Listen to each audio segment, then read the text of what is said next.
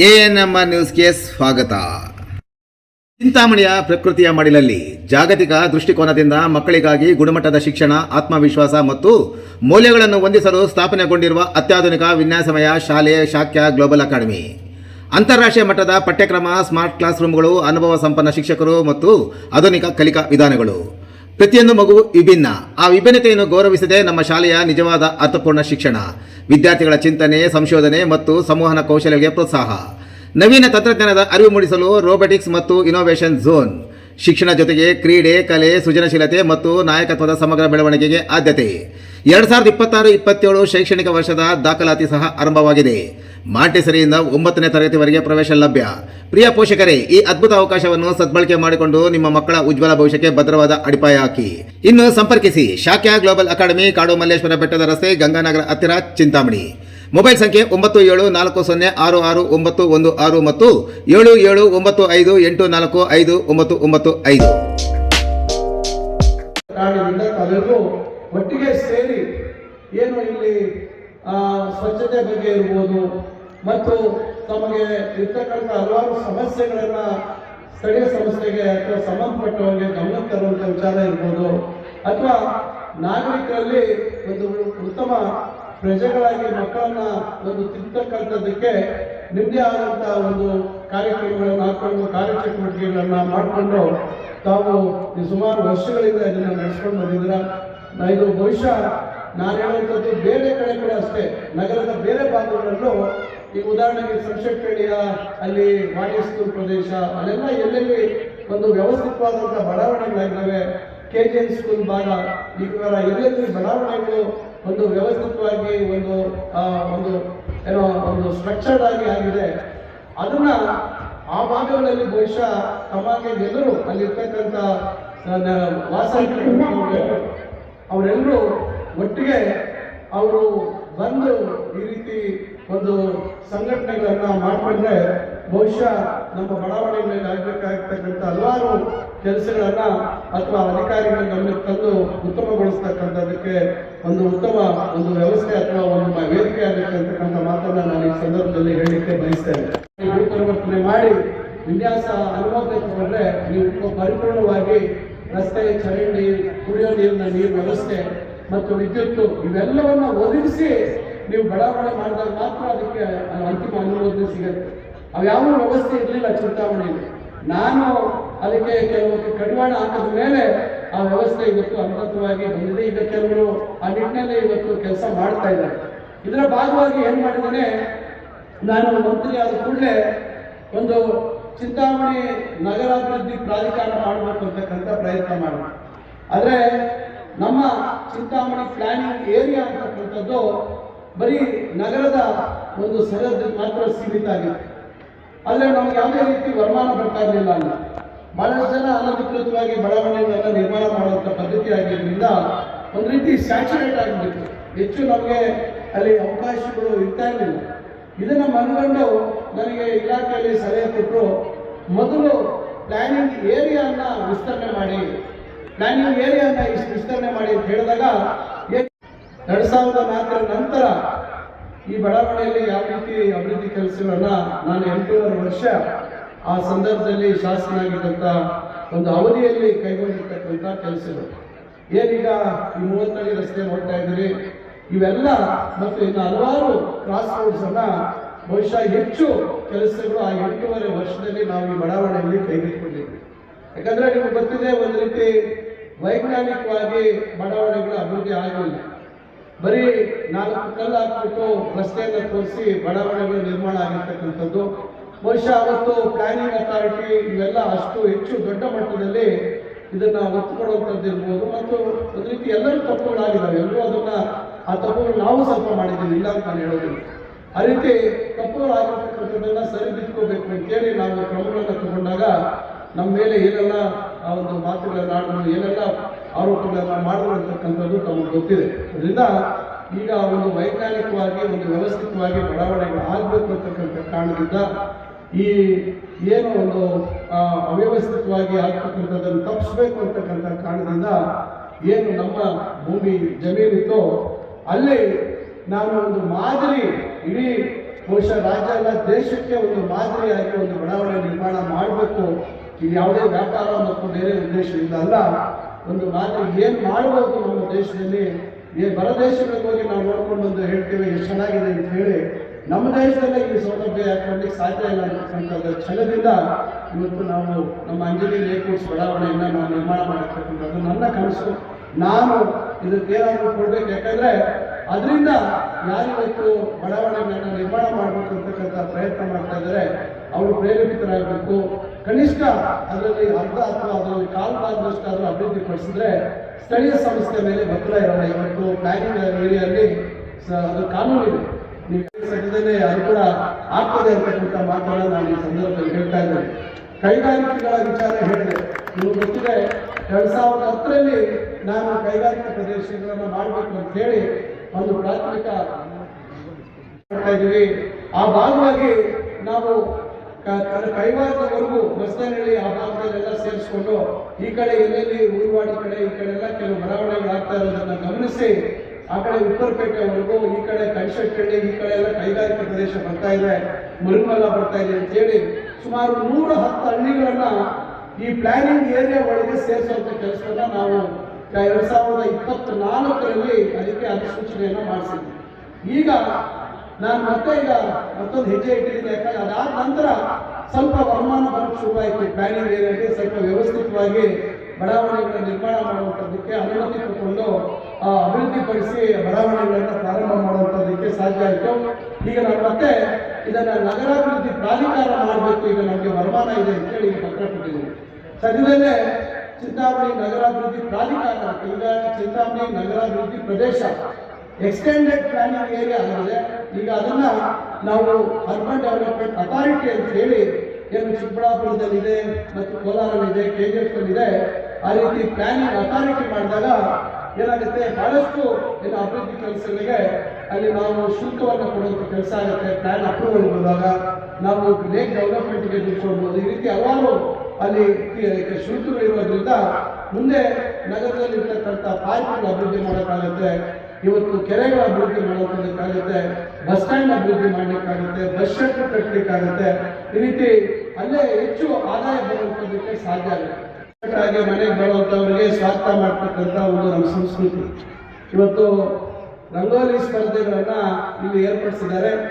ಯಾರ್ಯಾರಿಗೆ ಇನ್ನು ಟೋಕನ್ ಮುಖಾಂತರ ನಿಮ್ಮ ನಂಬರ್ಸ್ ಅನ್ನ ಅಲೋಕೇಟ್ ಮಾಡಿದ್ದಾರೆ, ಎಲ್ಲೆಲ್ಲಿ ನಿಮಗೆ ನಿಗದಿತ ಸ್ಥಳ ಇದೆ, ದಯವಿಟ್ಟು ರಂಗೋಲಿ ಸ್ಪರ್ಧೆಯನ್ನು ಪ್ರಾರಂಭ ಮಾಡಬೇಕು ಅಂತೇಳಿ ಕೃಷ್ಣಾರೆಡ್ಡಿ ಅವರು ನಮಗೆ ಹೇಳಬೇಕು ಸರ್ ಅಂತ ಹೇಳಿದ್ದಾರೆ. ನಾನೀಗ ಮಾಡುವ ಪ್ರಯತ್ನವನ್ನು ನಾವು ಮಾಡಿದ್ವಿ. ಆದರೆ ರಾಜಕೀಯ ವ್ಯವಸ್ಥೆ ಬದಲಾವಣೆಯಿಂದ ನಾವು ನಿರೀಕ್ಷಿತ ಮಟ್ಟದಲ್ಲಿ ನಾವೇನು ನಿಗದಿ ಮಾಡಿದ್ವಿ ಆ ಕೈಗಾರಿಕೆಗಳು ವೇಗವಾಗಿ ಸ್ಥಾಪನೆ ಆಗಲಿಲ್ಲ, ಸಹಕಾರ ಸಿಗಲಿಲ್ಲ. ನಾನು ಈಗ 2.5 ವರ್ಷದಲ್ಲಿ ಆಗಿರ್ತಕ್ಕಂಥ ಗೊಂದಲಗಳನ್ನು ನಿವಾರಣೆ ಮಾಡಿಕೊಂಡು ಒಂದೊಂದೇ ಬಿಡಿಸಿಕೊಂಡು ಮತ್ತು ಹೆಚ್ಚಿನ ಪ್ರದೇಶಗಳನ್ನ ಕೈಗಾರಿಕೆಗಳಲ್ಲಿ ಸ್ಥಾಪನೆ ಮಾಡುವುದಕ್ಕೆ ಗುರುತಿಸಿ ಅಧಿಸೂಚನೆಗಳನ್ನ ಹೊರಡಿಸಿದ್ದೀವಿ. ನಿಮ್ಗೆ ಆಶ್ಚರ್ಯ ಆಗುತ್ತೆ, ನಾನು ಹಿಂದೆ 2010ರಲ್ಲಿ 1300 ಎಕರೆ ಪ್ರದೇಶದಲ್ಲಿ ಕೈಗಾರಿಕೆಗಳನ್ನ ಪ್ರಾರಂಭ ಮಾಡಬೇಕು ಅಂತ ಕೈವಾರ ಹೋಗಿ ಮಸ್ತೇನಹಳ್ಳಿಯಲ್ಲಿ ಮತ್ತು ಕೈಶೆಟ್ಟಹಳ್ಳಿ ಸೋಮಯಾಜನಹಳ್ಳಿಯಲ್ಲಿ ಮಾಡಿದ್ವಿ. ಇಲ್ಲಿ ಕೈವಾರದಲ್ಲಿ 590 ಎಕರೆ, ಮಸ್ತೇನಹಳ್ಳಿ ನಮ್ಮ ಸೋಮಯಾಜನಹಳ್ಳಿ ಕೈಶೆಟ್ಟಹಳ್ಳಿ ಹತ್ರ 794 ಎಕರೆ, ಕಡೆಗೆ ಕೈವಾರದಲ್ಲಿ 550 ಎಕರೆ ಅಧಿಸೂಚನೆ ಆಯಿತು, ಅಂತಿಮ ಅಧಿಸೂಚನೆ. ಆದರೆ ನಮ್ಮ ಕೈಶೆಟ್ಟಹಳ್ಳಿ ಸೋಮಯಾಜನಹಳ್ಳಿ ಆಗಲಿಲ್ಲ. ನಂತರ ಈಗ ನಾವು ಬಂದ ಮೇಲೆ 280 ಎಕರೆ ವಿಲೇಜ್ ಫಾರೆಸ್ಟ್ ಮತ್ತು ಡೀಪ್ ಫಾರೆಸ್ಟ್ ಅಂತ ಹೊರಟೋಯ್ತು. ಅದು ಕೈ ಬಿಟ್ಟರೆ ನಮ್ಗೆ ಉಳಿತಾ ಇದ್ದಿದ್ದು 500 ಎಕರೆ. ಆದರೆ ನಾನು ಮುಂಚಿತವಾಗಿ ಅಲ್ಲಿ ಇರ್ತಕ್ಕಂಥ ಸರ್ಕಾರಿ ಜಾಗಗಳ ಮಾಹಿತಿ ನನ್ನ ಹತ್ರ ಇತ್ತು. ಅದನ್ನೆಲ್ಲ ಒಳಗೊಂಡು ಮುಂದೆ ವಿಸ್ತರಣೆ ಮಾಡಬೇಕಂತ ಕನಸು ನಾನು 2011-12 ನಾವು ಇಟ್ಕೊಂಡಿದ್ವಿ. ಅದ್ರ ಭಾಗವಾಗಿ ನಾವು ಮತ್ತೆ ನಮ್ಮ ಪ್ರಯತ್ನವನ್ನು ಮುಂದುವರಿಸಿ ಈಗ ಒಟ್ಟು ಮೊದಲನೇ ಹಂತ, 2ನೇ ಹಂತದ ಒಂದು ಏನು 900-700-800 ಎಕರೆ ಇತ್ತು ಮಸ್ತೇನಹಳ್ಳಿ ಭಾಗದಲ್ಲಿ. ಅದರ ಜೊತೆಗೆ ಈಗ ನಾವು ಆಶ್ಚರ್ಯ ಪಡ್ತೀರಾ, ಒಟ್ಟು 3599 ಎಕರೆಯಷ್ಟು ಇವತ್ತು ನಮ್ಮ ಜಿಲ್ಲೆಯಲ್ಲಿ ಅತಿ ಹೆಚ್ಚು ಒಂದು ಪ್ರದೇಶದ ಕೈಗಾರಿಕೆಗೆ ಸ್ಥಾಪನೆ ಮಾಡುವುದಕ್ಕೆ ಜಾಗ ಗುರುತಿಸಿದ್ದೀವಿ. ಮತ್ತು ರೈತರಿಗೆ ಏನು ಯಾರು ಭೂಮಿ ಕಳ್ಕೊಳ್ತಾರೆ ಅವರಿಗೆ ಪರಿಹಾರ ಕೊಡುವಂಥದ್ದಕ್ಕೂ ಕೂಡ ಹೆಚ್ಚು ಗಮನ ಕೊಟ್ಟು ಈಗಾಗಲೇ 30 ಕೋಟಿಗಳು ಬಿಡುಗಡೆ ಆಗಿ ರೈತರು ಕೊಟ್ಟಿದ್ದೇವೆ. ನಾಳೆ ಬೆಳಗ್ಗೆ ನಾವು ಇನ್ನ ದೊಡ್ಡ ಸಂಖ್ಯೆಯಲ್ಲಿ ಸುಮಾರು 100 ಕೋಟಿ ಮಂಜೂರು ಮಾಡಿಸಿದ್ದೇನೆ. 81 ಕೋಟಿ ನಾಳೆ ರೈತರಿಗೆ, ಯಾಕಂದ್ರೆ ಕೆಲವು ದಿನ ಡಾಕ್ಯುಮೆಂಟೇಶನ್ ಆಗಿ ನಾಳೆ ಹಣ ಇಲಾಖೆ ಬಿಡುಗಡೆ ಮಾಡಿಸಿದ್ದೀವಿ 100 ಕೋಟಿ. 81 ಕೋಟಿ ನಾಳೆ ರೈತರಿಗೆ ನೇರವಾಗಿ ನಾವಿಲ್ಲಿ ಚೆಕ್ ಮುಖಾಂತರ ಅಂದ್ರೆ ಒಂದು ಫಾರ್ಮಾಲಿಟಿ ಮಾಡ್ತೀವಿ, ಆದರೆ DBT ಮುಖಾಂತರ ನೇರವಾಗಿ ನಾಳೆ ರೈತರ ಖಾತೆಗಳಿಗೆ 81 ಕೋಟಿ ರೂಪಾಯಿ ಹಣ ವರ್ಗಾವಣೆ ಮಾಡಿಸುವಂತ ಕೆಲಸವನ್ನು ಮಾಡ್ತಾ ಇದ್ದೀವಿ. ಅದರಿಂದ ಇವತ್ತು ದೊಡ್ಡ ಮಟ್ಟದಲ್ಲಿ ಇಲ್ಲಿ ಕೈಗಾರಿಕೆಗಳು ಸ್ಥಾಪನೆ ಆಗಬೇಕು. ವಿದ್ಯಾವಂತ ಯುವಕ ಯುವತಿಯರಿಗೆ ಅವರ ವಿದ್ಯಾರ್ಥಿಗಳಿಗೆ ಅನುಗುಣವಾಗಿ ಉದ್ಯೋಗ ಸಿಗಬೇಕು. ಇದರ ಪರಿಣಾಮ ಯಾರು ಅಲ್ಪ ಸ್ವಲ್ಪ ವಿದ್ಯಾವಂತರಾಗಿದ್ದಾರೆ ಅಥವಾ ಬೇರೆ ಬದುಕನ್ನು ಪಡ್ಕೋಬೇಕು ಅಂತವ್ರಿಗೆ ಒಂದು ಪರೋಕ್ಷವಾಗಿ ಅಂದರೆ direct employment and indirect employment. ನಿಮಗೆ ಗೊತ್ತಿದೆ, ಒಂದು ಕೈಗಾರಿಕಾ ಪ್ರದೇಶ ಸ್ಥಾಪನೆ ಆದರೆ ಯಾವ ರೀತಿ ವ್ಯಾಪಾರ ವಹಿವಾಟು ಬೇರೆ ಬೇರೆ ರೀತಿಯಲ್ಲಿ ಒಂದು ಅವಕಾಶಗಳು ಹೆಚ್ಚಾಗ್ತವೆ ಅಂತಕ್ಕಂಥದ್ದು ನಮಗೆ ಗೊತ್ತಿದೆ. ಇವತ್ತು ಇಡೀ ಅಖಂಡ ಕೋಲಾರ ಜಿಲ್ಲೆಯಲ್ಲಿ ಒಂದು ವಾಣಿಜ್ಯ ನಗರ ಅಂತ ಹೇಳಿ ಹೆಸರುವಾಸಿ. ಕಾರಣ ನಾವು ಮುಂದಾಲೋಚನೆ ಇಟ್ಕೊಂಡು ದಿವಂಗತ MC ಆಂಜನೇಯ ರೆಡ್ಡಿ ಅವರು ಮತ್ತು ಚೌರ್ ರೆಡ್ಡಿ ಅವರು ಇವರ ಒಂದು ದೂರದೃಷ್ಟಿಯ ಫಲ ಇವತ್ತು ಅವಕಾಶಗಳನ್ನ ಮಾಡಿಕೊಟ್ವಿ. IDSMT ಕಾಂಪ್ಲೆಕ್ಸ್ ಇರ್ಬೋದು, ಸ್ಟೇಡಿಯಂ ಅಂಗಡಿಗಳು ಇರ್ಬೋದು, ಎಲ್ಲೆಲ್ಲಿ ನಗರಸಭೆಯಿಂದ ಅಂಗಡಿ ಮುಮ್ಮಟ್ಟಿಗಳನ್ನು ಕಟ್ಟಲಿಕ್ಕೆ ಸಾಧ್ಯ ಆಗುತ್ತೆ ಅದೆಲ್ಲವನ್ನ ಮಾಡಿದ್ರ ಕಾರಣದಿಂದ ಇವತ್ತು ವ್ಯಾಪಾರ ವಹಿವಾಟು ಬೆಳೀತು. ನಗರದ ರಸ್ತೆಗಳು ಏನೋ ಅಗಲೀಕರಣ ಮಾಡಿ ಜೋಡಿ ರಸ್ತೆಗಳನ್ನು ಮಾಡಿದ ಕಾರಣ ಕೂಡ ಈ ವ್ಯಾಪಾರ ವಹಿವಾಟು ಆಯಿತು. APMC ಮಾಡಿರ್ತಕ್ಕಂಥ ಕಾರಣದಿಂದ ಆಯಿತು. ಈ ಎಲ್ಲ ನಾನಾ ಒಂದು ಪ್ರಯತ್ನದ ಭಾಗವಾಗಿ ಚಿಂತಾಮಣಿ ಒಂದು ವಾಣಿಜ್ಯ ನಗರವಾಗಿ ರೂಪುಗೊಳ್ಳುವುದರಿಂದ ಇವೆಲ್ಲ ಪ್ರಯತ್ನಗಳಾಗಿದೆ. ಬೇರೆ ಒಂದು ಎಂಗೇಜ್ಮೆಂಟ್ ಕಾರ್ಯಕ್ರಮ ನಮ್ಮ ಸಂಬಂಧಿಕರಿಗೆ ಅಟೆಂಡ್ ಮಾಡಬೇಕು. ಅದರಿಂದ ನಾವು ಕಳೆದಾಗಿ ನಮಗೆ ಗೊತ್ತಿದೆ 10 ವರ್ಷಗಳು ಈ ಬಡಾವಣೆಯಲ್ಲಿ ಏನು ಕೆಲಸ ಆಯಿತು ಅಂತಕ್ಕಂಥದ್ದು ತಮ್ಮ ಮಾಹಿತಿ. ಈಗ ನಾವು ನಗರದ ಮುಖ್ಯ ರಸ್ತೆಗಳು ಇವೆಲ್ಲ ಹಾಳಾಗಿರೋದನ್ನ ಸರಿಪಡಿಸುವಂತ ಒಂದು ಕೆಲಸವನ್ನು ನಾವು ಮಾಡ್ತಾ ಇದ್ದೇವೆ. ಈ ಮುಖ್ಯ ರಸ್ತೆ ಓಟಿಕೆರೆಯಿಂದ PCR ಕಾಂಪ್ಲೆಕ್ಸ್ ವರೆಗೂ ಒಂದು ಸುಸಜ್ಜಿತವಾಗಿ ಆಗಬೇಕು. ನನ್ನ ಬಹಳ ವರ್ಷಗಳ ಕನಸು ಇದೊಂದು ಮಾದರಿಯಾಗಿ ರಸ್ತೆ ಅಭಿವೃದ್ಧಿ ಆಗಬೇಕು ಅಂತಕ್ಕಂಥದ್ದು ನನ್ನ ಕನಸಾಗಿತ್ತು. ಈಗ ಅದಕ್ಕೆ ನನಸು ಮಾಡೋ ರೀತಿಯಲ್ಲಿ ಈಗ 20 ಕೋಟಿ 20 ಲಕ್ಷದಲ್ಲಿ ಕಾಮಗಾರಿ ಆಗ್ತಾ ಇದೆ. ಆದರೆ ಅದು ಸಾಕಾಗ್ತಾ ಇಲ್ಲ. ಯಾಕಂದ್ರೆ ಬಹಳಷ್ಟು ಕಡೆ ನಾವು ಭವಿಷ್ಯತ್ತಿನ ದೃಷ್ಟಿಯಲ್ಲಿ ಒತ್ತುವರಿಯನ್ನೆಲ್ಲ ಬಿಡಿಸಿ ನಾವು ಚರಂಡಿಯನ್ನ ಹೆಚ್ಚು ಅಗಲ ಮಾಡುವಂಥದ್ದು ಅಂದರೆ ರಸ್ತೆ ವಿಸ್ತೀರ್ಣ ಅಗಲ ಮಾಡುವಂಥ ಕೆಲಸವನ್ನು ನಾವು ಮಾಡಿದ್ದೇವೆ. ಈಗ ಅದಕ್ಕೆ 7 ಕೋಟಿ 13 ಲಕ್ಷ ನಾನು ಮುಖ್ಯಮಂತ್ರಿಗಳ ವಿಶೇಷ ಅನುದಾನದಲ್ಲಿ ಅದಕ್ಕೆ ಕೊಡುವಂಥ ಕೆಲಸವನ್ನು ಮಾಡಿದ್ದೇವೆ. ಈ ಬಡಾವಣೆಗೆ ನಾವು ಈಗ ಇದರಲ್ಲಿ ನಾನು ಈಗ ಒಂದು ರಸ್ತೆ ಈಗ ಇದರಲ್ಲಿ ಎಸ್ಟಿಮೇಟ್ ಮಾಡ್ತಾ ಇದ್ದಾರೆ.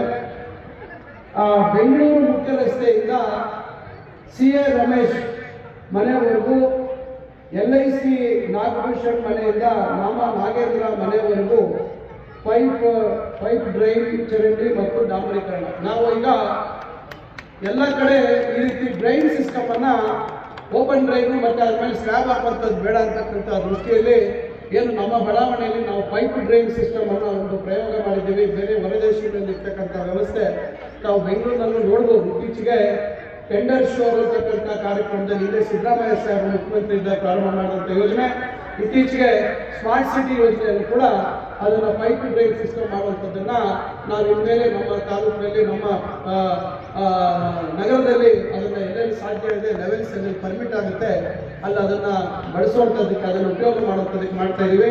ಇದಕ್ಕೆ 51 ಲಕ್ಷ ಇದಕ್ಕೆ ಕೊಡಿಸುವಂಥದ್ದಾಗಿದೆ. ಬಡಾವಣೆ ಅಂತಿದೆ.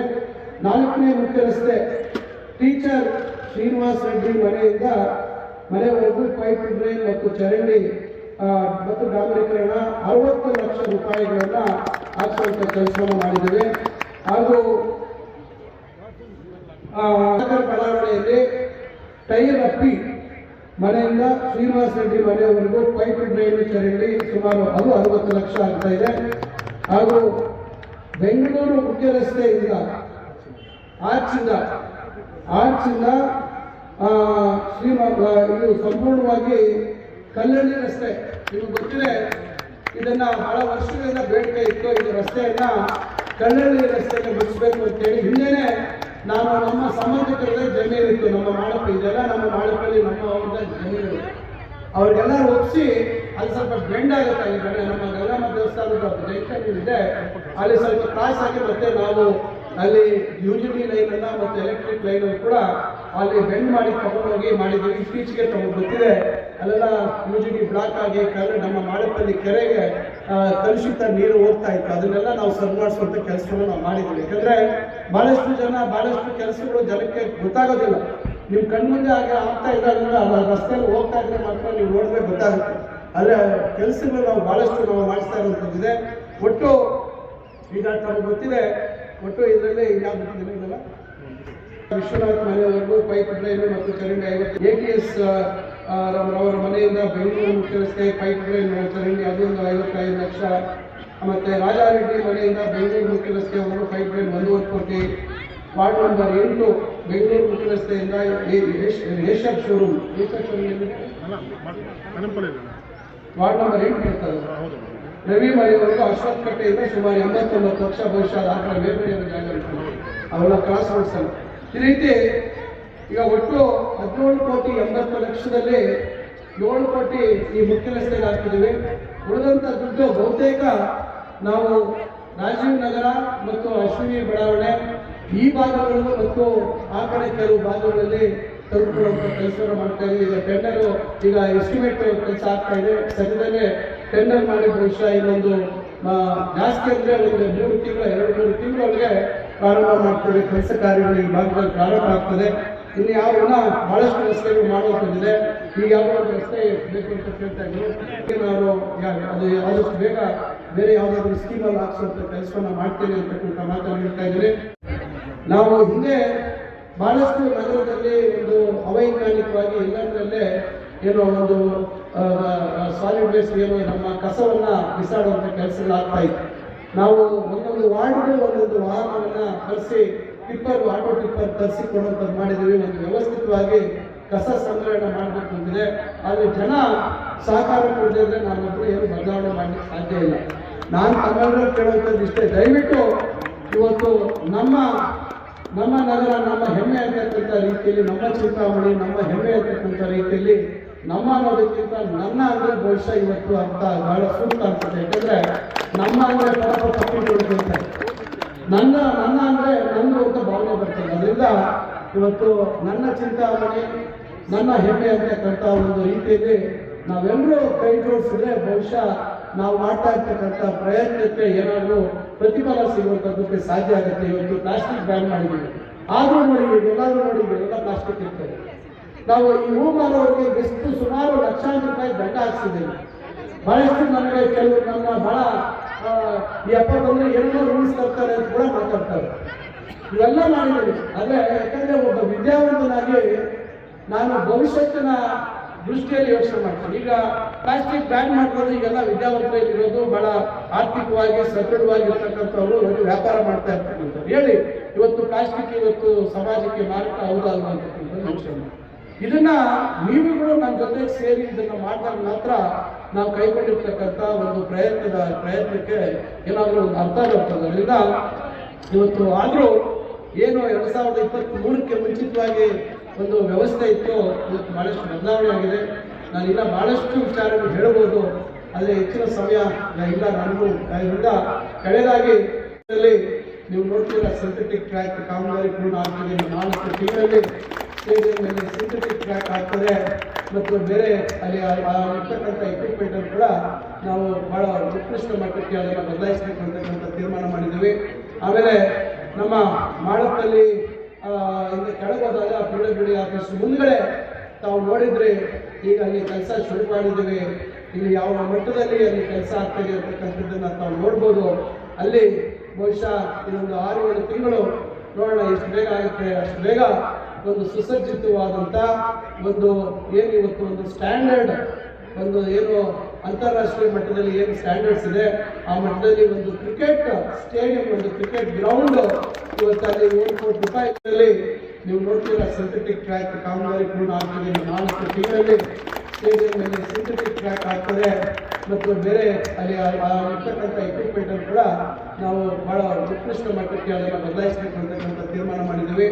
ಆಮೇಲೆ ನಮ್ಮ ಮಾಳಪ್ಪಲ್ಲಿ ಇಂದ ಕೆಳಗೋದಾಗ ಪಿಳ್ಳಗಿಳಿ ಆಫೀಸ್ ಮುಂದ್ಗಡೆ ತಾವು ನೋಡಿದ್ರೆ ಈಗ ಅಲ್ಲಿ ಕೆಲಸ ಶುರು ಮಾಡಿದ್ದೀವಿ. ಇಲ್ಲಿ ಯಾವ ಮಟ್ಟದಲ್ಲಿ ಅಲ್ಲಿ ಕೆಲಸ ಆಗ್ತದೆ ಅಂತಕ್ಕಂಥದ್ದನ್ನು ತಾವು ನೋಡ್ಬೋದು. ಅಲ್ಲಿ ಬಹುಶಃ ಇದೊಂದು 6-7 ತಿಂಗಳು ನೋಡೋಣ ಎಷ್ಟು ಬೇಗ ಆಗುತ್ತೆ. ಅಷ್ಟು ಬೇಗ ಒಂದು ಸುಸಜ್ಜಿತವಾದಂಥ ಒಂದು ಏನು ಇವತ್ತು ಒಂದು ಸ್ಟ್ಯಾಂಡರ್ಡ್ ಒಂದು ಏನು ಅಂತಾರಾಷ್ಟ್ರೀಯ ಮಟ್ಟದಲ್ಲಿ ಏನು ಸ್ಟ್ಯಾಂಡರ್ಡ್ಸ್ ಇದೆ ಆ ಮಟ್ಟದಲ್ಲಿ ಒಂದು ಕ್ರಿಕೆಟ್ ಸ್ಟೇಡಿಯಂ, ಒಂದು ಕ್ರಿಕೆಟ್ ಗ್ರೌಂಡ್ ಇವತ್ತು ಅಲ್ಲಿ 7 ಕೋಟಿ ರೂಪಾಯಿ